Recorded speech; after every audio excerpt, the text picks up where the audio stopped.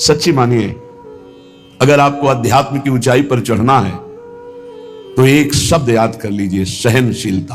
भूख प्यास गर्मी सर्दी मान अपमान दुख सुख, ये सब इस मार्ग के यात्री को मिलते ही है।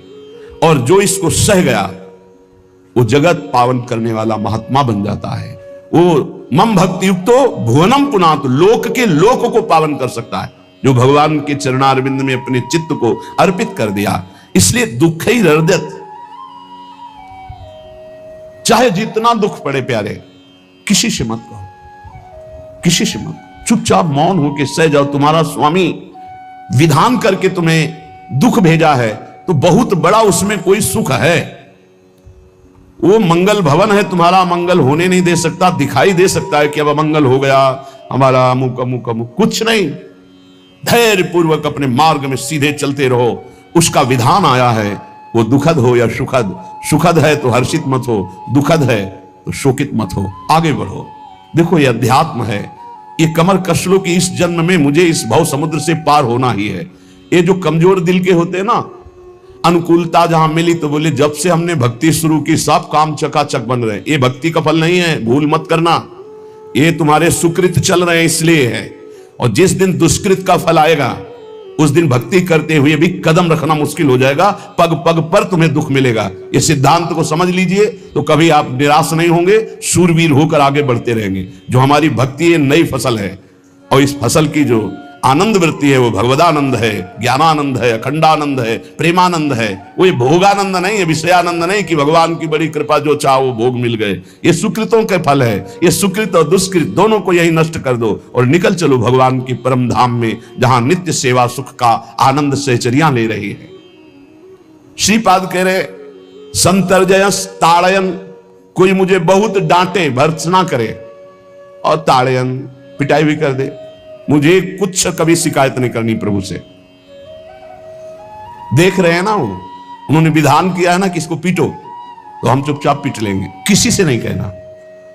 रहीमन मन की मन व्यथा रखिए मन में गोए, सुनिठ ले हैं लोग सब बांटने। इसलिए असंगो हम, असंग किससे कहें अपने दुख सुख की बात। अपना दिल तो दिलवर को दे दिया, जो बीते सो दिल तो उनके पास है, वो तो जाने दुख सुख की बात, हम क्या जाने। हम तो बस आपके हैं। मौन, अपने विषय में न सुख की बात करे न दुख की, मौन। बात करे तो प्रभु की करे, नहीं तो मौन। मान लीजिए अगर ये मौन आप धारण कर लेंगे तो निकल जाएंगे माया से, नहीं तो किसी की निंदा कर देंगे, किसी का ऐसा कटु वचन बोल देंगे, परुख वचन बोल देंगे, भजन क्षीण हो जाएगा, भजन करने की वृत्ति नष्ट हो जाएगी। सैकड़ों लोगों के प्रश्न है कि पहले भजन अच्छा होता था अब नहीं होता। उसमें दो बातें होती है, एक तो भजन की ऐसी भूख बढ़ गई है कि अब उतने भजन से नहीं और भजन होना चाहिए। ये उत्तम महापुरुषों की कृपा पात्र भक्तों की वृत्ति होती है। और एक होता है कि आपसे वैष्णव अपराध बन गया, कुसंग हो गया, इस कारण से ऐसा। अगर आपके हृदय में कोई दोष वृत्ति नहीं हो, फिर भजन में ऐसा लगता है कि मेरे से बहुत कम भजन होता है, वैसा भजन नहीं होता जैसा होना। ऐसा बड़े बड़े महापुरुषों को भी अनुभव होता है। ये कोई निंदनीय बात नहीं है, वंदनीय बात है। पर वास्तविक यदि भजन नहीं हो रहा है, वास्तविक यदि आपका रुक गया है आनंद, तो आप ढूंढ लीजिए आपका भोजन गलत है, आपका संग गलत है, आपने कोई वैष्णव निंदा की है। बस यही कारण है, यही खोज लेना, यही सुधार कर लेना। किसी से क्षमा याचना की जरूरत नहीं, अंदर देखो और आचार्य गुरु से प्रार्थना करो, सब ठीक हो जाएगा। बड़े कृपालु हैं, जिन्होंने अपराधी मुझ जैसे को घसीटा तो अब अपराध बन जाएगा तो थोड़ी छोड़ देंगे वो। विश्वास कीजिए, उन्हीं से प्रार्थना कीजिए, नाथ यदि आपको अपराध मोचन कराना है तो भेज दीजिए मुझे उसके पास, या उसको बुला दीजिए, मैं पैर पकड़ लूं, हाथ जोड़ लूं यदि अपराध बन गया। और यदि आप चाहें तो आप क्षमा कर दें, आगे से सावधान रहेंगे। बड़े कृपालु हैं प्रभु, क्षमा कर देते। भजन की वृत्ति को रुकना, ये सहन मत कीजिए। समय नहीं है कि आज नहीं तो कल भजन चल पड़ेगा, नहीं, तुरंत वाचिक में आ जाइए, तुरंत वाणियों का गायन कीजिए, नाम कीर्तन कीजिए, ढूंढिए अपराध क्या बना जो आंतरिक हमारा भजन रुक गया, और प्रभु से प्रार्थना करके उसको चलवाइए। वो बड़े कृपालु है, क्षमा कर देंगे। अगर आपने प्रगट में किसी का अपराध किया और वो उपस्थित हो तो जाओ, उनके चरण पकड़ो, उनसे प्रार्थना करो। भजन का रुकना सहन मत करो। बहुत कठिन है भजन करके भगवत प्राप्ति करना। वो हमारे अंदर सरलता पूर्वक भजन चल रहा है, उसको बचाओ। किसी की निंदा मत करना, किसी की अवहेलना मत करना। तुम्हारी कोई निंदा करे, तुम्हारी अवहेलना करे, सह जाना कह रहे हैं। इसमें कह रहे शांत, वो देख रहा है, बस तुमको यही सोचना, वो देख रहा है, मेरा स्वामी देख रहा है। वो देखते हुए मौन है ना, वो चाह रहा है ना तो तेरा किया मीठा लगे। बस बात समझ लो, इतना तो बहुत बड़ी वस्तु प्राप्त होगी, बहुत बड़ी। एक मिट्टी जब कुम्हार को अर्पित हो जाती है तो पीट पीट कर एक छोटा राई भर भी दाना नहीं रहने देता, क्योंकि राई भर भी अगर दाना रहा वहीं से मटकी फूट जाएगी, राई भर भी अहंकार रहा वहीं से भक्ति रस निकल जाएगा। पीट पीट के उसको एकदम बराबर, फिर भी चैन नहीं, जल डाल के रौंदा, फिर भी चैन नहीं, हाथों से मल कर अपने अनुसार बनाया, फिर चाक पे चढ़ाया, जो चाहा आकार दिया, सूर्य के ताप में तपाया, फिर उसको दहकते हुए आवे के बीच में रख के पकाया, फिर उसमें रस रखने लायक क्षमता आ गई उस मिट्टी में। ऐसे ही हम जब संत महापुरुषों को, श्री भगवान को समर्पित होते हैं तो ये सब होगा। रस रखने लायक हृदय तभी होता है जब आवे में तपता है, इसलिए तैयार रहो। तभी नागरीदास जी ने कहा, बड़ो ही कठिन है भजन ढिग डरिबो। एक सूरवीर योद्धा की तरह जैसे उसके अंग घाव से युक्त होते हैं, वो कदम पीछे नहीं आगे ही बढ़ाता है, ऐसे भजनानंदी चाहिए।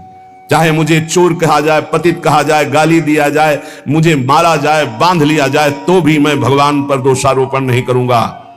मैं यही निश्चय करूंगा, प्रभु मेरे देख रहे हैं, जोई जोई प्यारो करे सोई मोई भावे, उनका विधान परम मंगलमय है। अंतः क्लेश मतीव दुस्सह तरम प्राप्नोति नाना विधि। मुझे अंदर से भी बहुत पीड़ा दी जाए, काम पीड़ा, क्रोध पीड़ा, लोग बाहर से तो ये दिया जाए और अंदर से भी ये दिया जाए, तो भी हे प्रिया जो आपसे नहीं कहूंगा। प्रेम में कभी शिकवा शिकायत नहीं होती, ना इष्ट से और अपने प्रीतम के विधान से दिए हुए कष्ट को हम दूसरे से कह दें। धिक्कार है हमारी प्रीति को, प्रीतम सहावे और मैं दूसरे से शिकायत करूं? नहीं, हर विधान आपका सहो। ये प्रेम है मस्ती का, ये लज्जू पंजू ऐसे काम नहीं है इनके।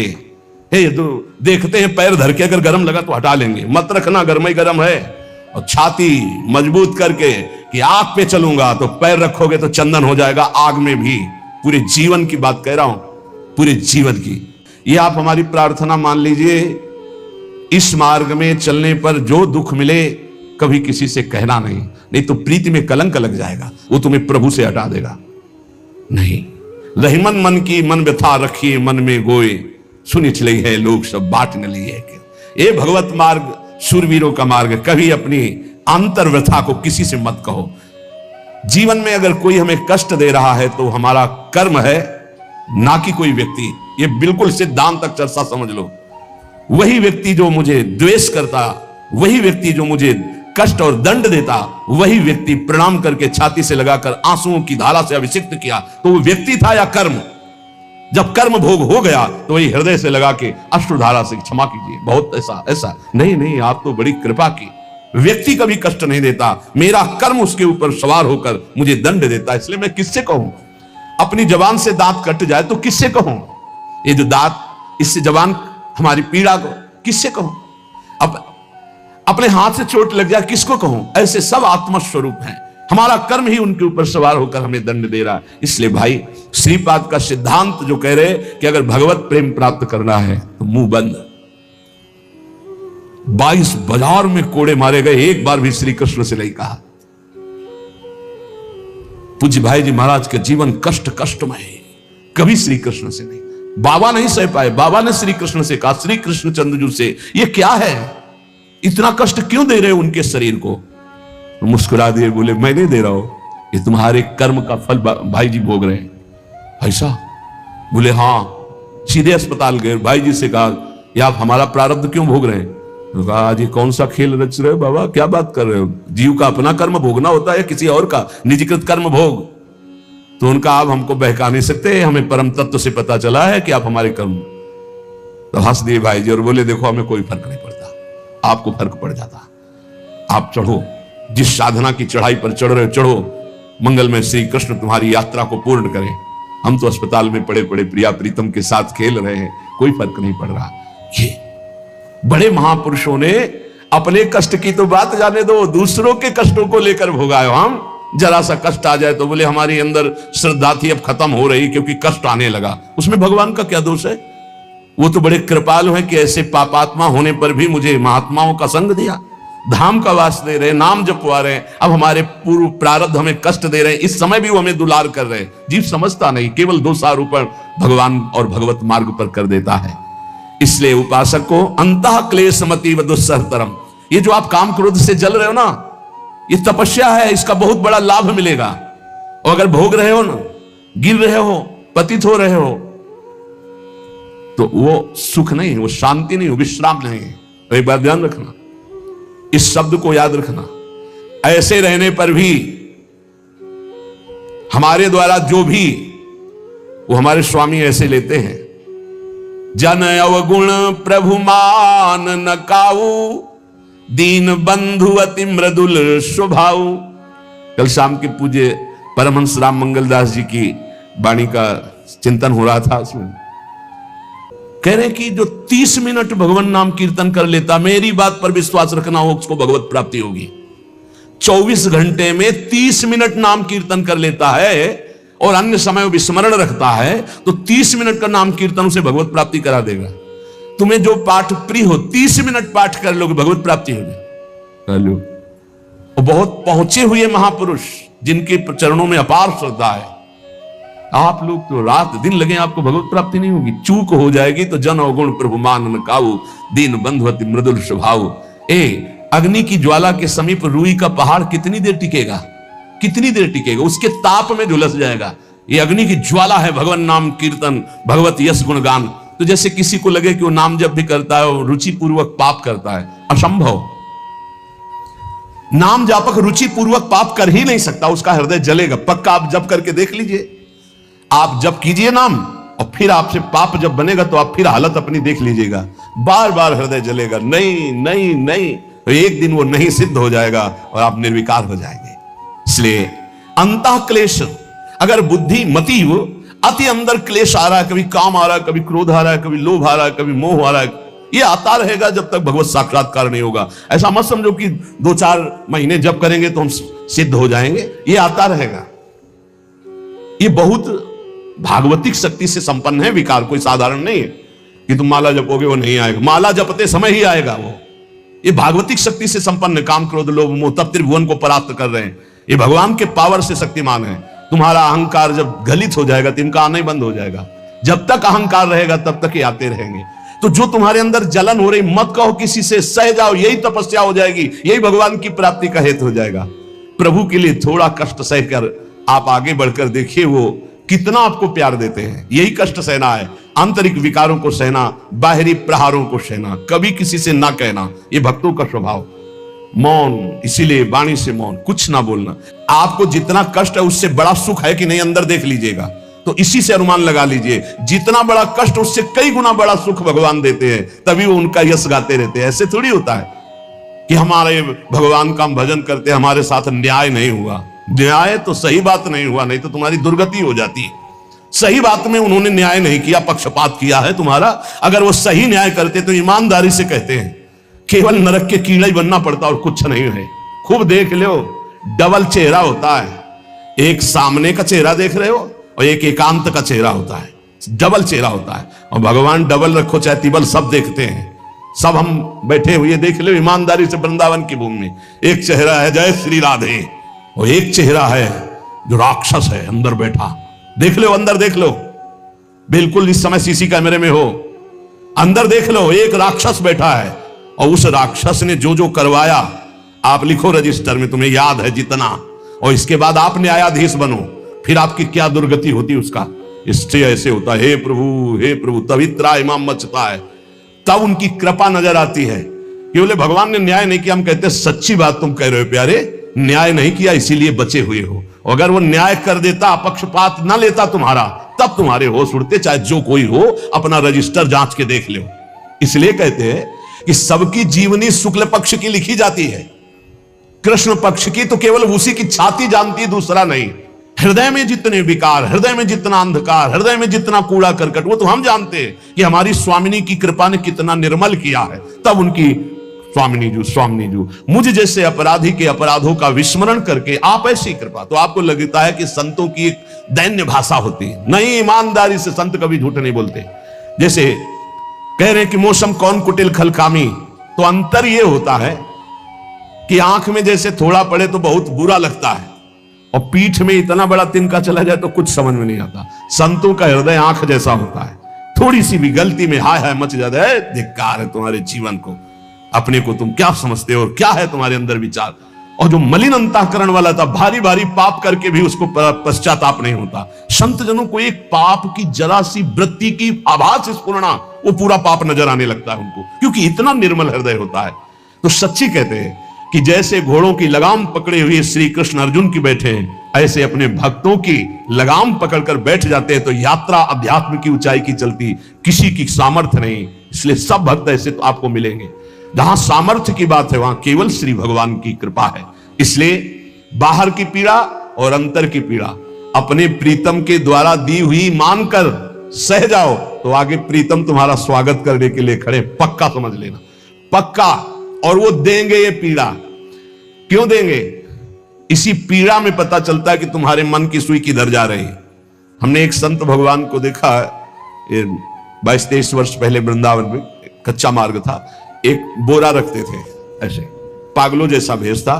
तो जब रात्रि के 11 बजे वापस यमुना किनारे से प्रसाद पा के यमुना किनारे गए, यमुना किनारे से जब लौटते थे तो उनको देखते थे अकेले वो बैठे रहते थे। उनकी मुद्रा देख के लगता था भगवदानंद में डूबे हुए।